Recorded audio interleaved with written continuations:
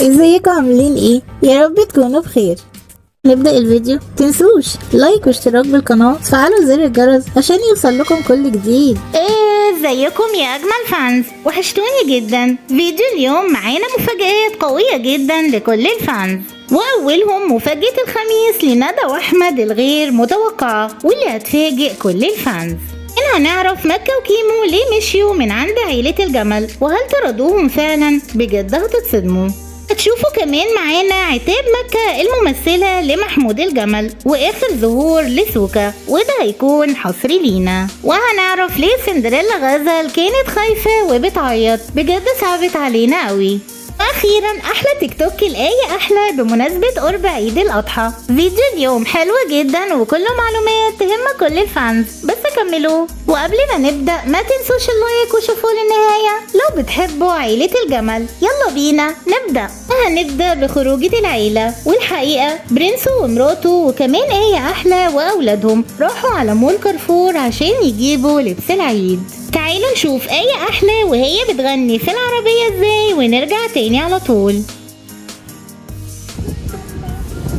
وعيون مش محتاجة تسحر لي،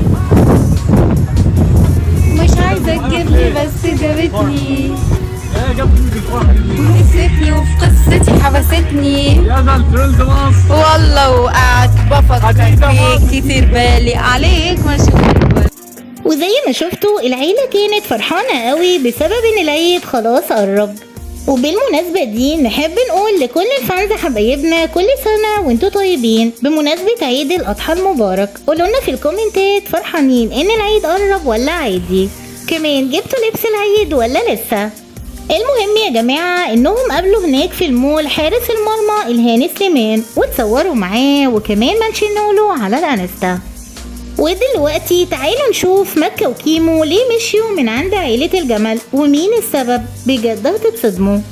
والحقيقة العيلة استغنت عن مكة وكيمو، وبعد ما سابوا التمثيل عند عيلة الجمل ظهروا مؤخرا على التيك توك وعملوا فيديوهات تمثيل كتير. تعالوا الأول نشوف الفيديوهات دي ونرجع تاني على طول. اوعوا تروحوا في أي حتة، لسه الفيديو مكمل عشان معانا مفاجأة قوية جدا. ابو عباس وولاده بيضربوا ابوك بره في الصاله، ما تدخليهم الصالون. بقول لك بيضربوه. ابوكي فين يا بنت؟ ابويا في ابو ظبي بقاله 7 سنين. وامك في ام ظبي بقالها 6 سنين. طبعا فانز كتير فرحوا جدا ان مكة وكيمو رجعوا، لكن السؤال اللي اتكرر من كل الفانز ليه مشيتوا من الافلام؟ وكان الرد عيلة الجمل هي اللي مشيتنا ومش عاوزانا، وده معناه ان العيلة استغنت عن مكة وكيمو. طيب ايه السبب؟ بصراحة يا جماعة ليه اسباب كتير ومش هنقدر نقولها دلوقتي، لكن السبب اللي الناس لازم تعرفه ان عيلة الجمل مش عاوزة حد غريب يمثل في الافلام. ولو لاحظتوا كل العيلة بتمثل في الافلام مع اولادهم زي ما انتوا شايفين. ده رأي الفانز على فيديو كانت منزلاه مكة على التيك توك. كل الفانز كانوا بيسألوهم ليه مشيوا من الأفلام وعاوزينهم يرجعوا تاني الأفلام مع العيلة. وهنشوف دلوقتي رد مكة وكيمو الممثلين، قالوا والله العظيم هم اللي مشونا ومش عاوزيننا. تعالوا دلوقتي نشوف عتاب مكة الممثلة أو لميس للأسطورة محمود الجمل بأغنية هو انتوا فين يا اللي انتوا كنتوا جنبي. هو انتوا فين يا اللي كنتوا جنبي وهيأتولي الدنيا بيكوا بامبي؟ طب ليه سبتوني في شدتي لوحدي؟ لازم هبيعكم معلش غصب عني، ثابت مكاني وعادي زي ما انا ما اتهزتش. في كومنتات من الفانز بيقولوا ان سبب انهم مشوا هم ندى واحمد، وناس تانية بتقول محمود الجمل. تفتكروا مين اللي مش عاوز الممثلين، ندى واحمد ولا محمود الجمل؟ اكتبوا لنا في الكومنتات. واستنونا في اقوى الفيديوهات عن الاولاد الممثلين والاسباب الحقيقية اللي خلتهم يمشوا من عند عيلة الجمل. ودلوقتي تعالوا نعرف ليه غزل كانت بتبكي وخايفة جدا. والحقيقة غزل كانت بتعيط وخايفة في المول كارفور، والسبب يا جماعة عشان آية احلى سابتها وبتبص على حاجة تانية في المول. كانت مع يزن في الوقت ده. غزل افتكرت انها تاهت هي ويزن اخوها، وكانوا خايفين قوي وبيعيطوا. بجد غزل صعبت علينا قوي، كانت مرعوبة وبتعيط جامد. بس آية ما سابتهمش، هي كانت بتجيب حاجة وجايه لهم على طول، بس اتأسفت لها وصلحتها. وخلتهم يختاروا اللي بيحبوه من السويتس والحلويات اللي هم عاوزينها من المول. لو كنتوا مكان غزل ويزن كنتوا هتعيطوا وهتخافوا ولا لأ؟ وحصل معاكم موقف زي ده قبل كده؟ قولولنا في الكومنتات. ودلوقتي واخيرا تعالوا نشوف مفاجأة مستر احمد يوم الخميس الغير متوقعة. مستر احمد كان بيشوق كل الفانز، كتب كمان على صورة ليه على الانستجرام هو وبناته وقال فيها انتظرونا مفاجأة الخميس، وهتكون مفاجأة غير متوقعة. طبعا كتير اتوقعوا انها تكون اغنية او كليب لمستر احمد واولاده، او ممكن تكون حفلة ال6 مليون لندى واحمد، لكن الاحتمال الاكبر هو كليب ليه ولاولاده، لان لؤي الكينج اللي عملوا معاه الكليبات رد على مستر احمد في الكومنتات وقال انتظرونا.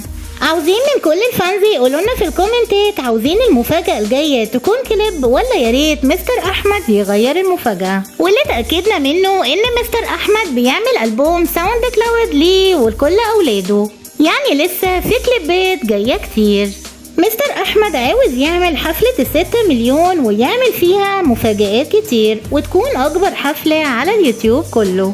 مفروض ان هو لسه بيجهز لها ولسه ما جهزتش على الاخير، لكن لسه هنشوف مفاجأة بكرة. واستنونا ان شاء الله في اهم مفاجأة مع عيلة الجمل، وهي مفاجأة عيد الاضحى المبارك لكل العيلة وهتعجبكم جدا. دلوقتي واخيرا تعالوا نشوف آية احلى وهي بتقول تكبيرات العيد. كل سنة وانتوا طيبين.